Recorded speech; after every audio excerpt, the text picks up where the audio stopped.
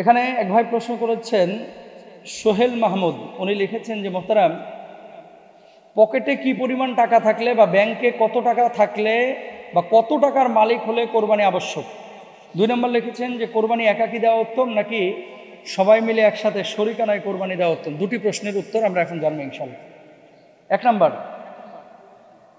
আল্লাহ রাসূল সাল্লাল্লাহু আলাইহি ওয়াসাল্লাম বলছেন, মান দাহা সাআতান ওয়া লাম ইদাহি ফালা ইয়াকরাবান্না মুসাল্লানা।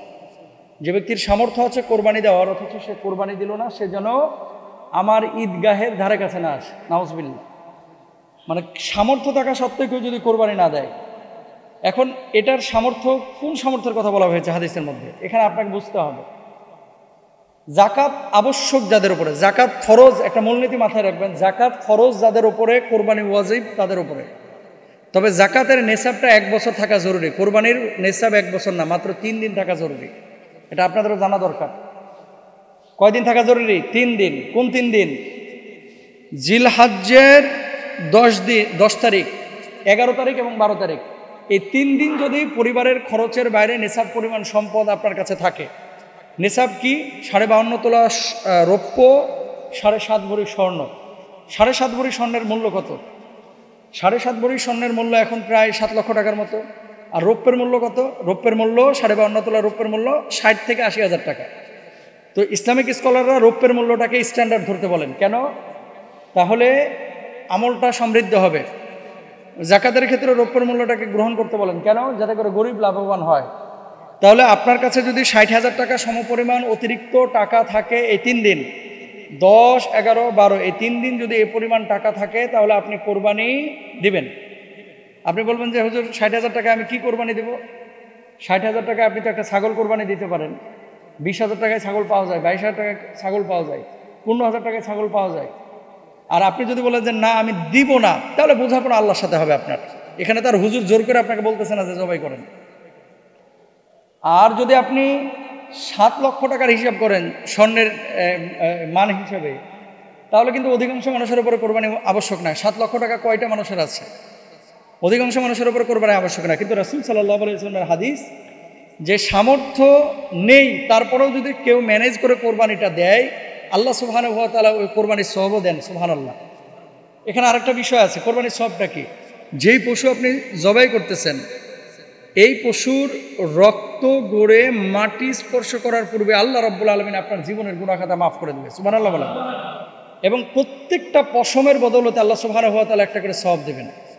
এক্ষেত্রে কিন্তু মানুষ উদাসীন, বুঝছেন? যখনই জাকাতের বা কোরবানির কোনো ফাংশন আসে, তখনই মানে ওই কৌশল অবলম্বন করে, আমি ঋণগ্রস্ত, আমার তো টাকা কাছে নাই, আমার তো টাকা ডিপোজিটে পড়ে আছে, আমার তো পরিবার চালাতে সমস্যা হচ্ছে, পারলে দিবেন। সওয়াব কার না দরকার আছে ভাই? সবারই তো সওয়াবের দরকার আছে। তাহলে আমরা নিসাব জানলাম যে কত টাকা বাংলাদেশি টাকায় থাকলে তার উপরে কোরবানি আবশ্যক। আমরা পাইলাম 60,000 টাকা রৌপ্যের হিসাবে এই পরিমাণ টাকা যদি থাকে কারোর কাছে, তাহলে তার উপরে কোরবানি আবশ্যক। এবার আসেন, শরিকানায় না এককভাবে কোরবানি দেওয়াটা উত্তম? দ্বিতীয় প্রশ্নের উত্তর, শরিকানা কেউ আছে হুজুর, শরিকানায় কেউ আছে সুদখোর, শরিকানায় কেউ আছে হারামখোর, শরিকানায় কেউ আছে ঘুষখোর, শরিকানায় কেউ আছে হালাল হারাম মিশ্রিত অর্থের মালিক। এখন যে মানুষটাকে আপনি শরিক নিচ্ছেন, সে মানুষটার পূর্ণাঙ্গ ইনকামের ধারাটা, এটা কিন্তু আপনিও জানেন না, আমিও জানি না। এটা সম্ভব না জানা। কিভাবে সম্ভব বলেন? এটা কিন্তু সম্ভব না। কেন সম্ভব না? কারণ হচ্ছে ও কোন জায়গায় হারাম নিয়েছে, কোন জায়গায় হালাল নিয়েছে, এটা তো আমি দেখে আসছি না। আপনি ধরেন হালাল টাকায় পশু কোরবানি দিচ্ছেন, একটা গরুতে 1 ভাগ নিয়েছেন, আরেকজন সুদখোর 1 ভাগ নিয়েছে। মাসালাটা নিয়ে যদিও মতবিরোধ রয়েছে, কিন্তু হানাফি মাযহাবের অধিকাংশ ইসলামিক স্কলাররা একমত যে এক্ষেত্রে এই হারামখোরের কারণে সবার প্রশ্ন, কোরবানিটা প্রশ্নবিদ্ধ হয়ে যাবে। তবে মিশরের কয়েকজন ইসলামিক স্কলার তারা বলতেছেন যে না, যে ব্যক্তি হারাম খেয়েছে শুধু তার কোরবানিটা হবে না, আর যিনি হালাল খেয়েছেন তার কোরবানি হয়ে যাবে, কারণ তিনি তো আর জানেন না। তাহলে সেক্ষেত্রে আপনাদের কাছে আমাদের রিকোয়েস্ট বা পরামর্শ, সেটি হলো, দেখেন গরুই কেন আপনাকে কোরবানি দিতে হবে? গরুই কেন আপনাকে কোরবানি দিতে হবে?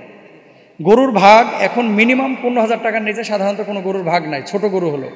আর ম্যাক্সিমাম 25,000, 22,000, 23,000 এরকম। তো আপনি 25,000, 22,000 টাকা দিয়ে এক ভাগের টাকা দিয়ে কিন্তু একটা ছাগল পান। আল্লাহ রাসূল সাল্লাল্লাহু আলাইহি ওয়াসাল্লাম অধিকাংশ সময় তিনি কিন্তু দুম্বা কোরবানি করেছেন, মানে এই যে ছাগল জাতীয় পশু কোরবানি করেছেন। একটা নিজের পক্ষ থেকে, নিজের জন্য, আর আরেকটা হচ্ছে উম্মতের পক্ষ থেকে সওয়াবের জন্য আর কি করেছেন। তো রাসূল যদি ছাগল টাইপের পশু কোরবানি করতে পারে, তা আপনি আমি কেন খালি গরুর দিকে ঝুঁকতেছি? হুজুর গরুর গোস্তের স্বাদ বেশি, এই জন্য খালি গরুর দিকে আমরা ঝুঁকি।